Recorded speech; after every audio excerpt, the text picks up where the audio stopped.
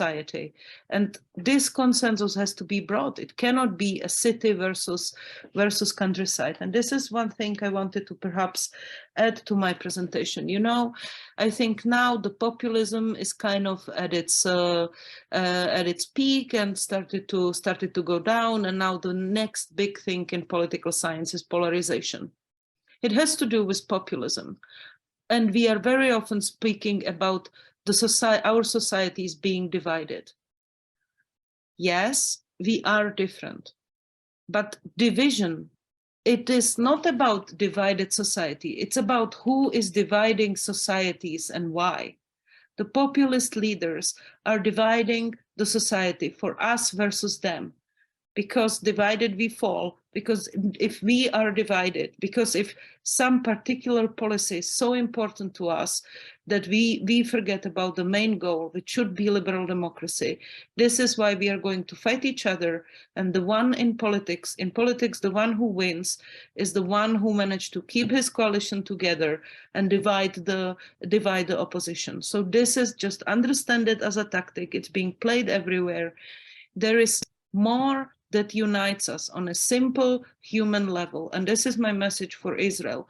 You know, if you want to win at the ballot box, you will have to make compromises. And those compromises are going to turn your stomach. You will not like them.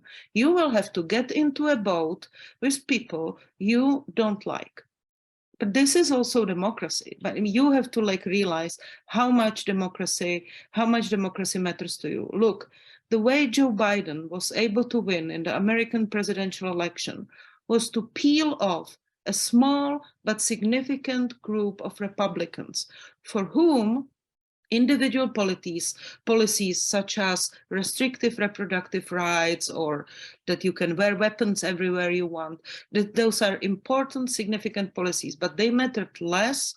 There were groups, civil society groups like Republican voters against Trump, like veterans against Trump. These were groups that were able to convince people, and you don't need everybody, you need just a couple of percentages. They were able to convince people, enough Republicans, lifelong Republican voters, that country is above party. And this is what I would tell you. So what you need is to create a broader tent and say that what we can agree on is that we approach each other with dignity, that if you want to be part of this project of democratic Israel, there is a place for you. Because I think that, to be quite blunt, what you need is just 5 to 6 liquid people. And by being very strong against them, you are just pushing them together into the arms of Netanyahu, who is telling them, there is no life beyond me. I am your only lighthouse, you know, you have no life.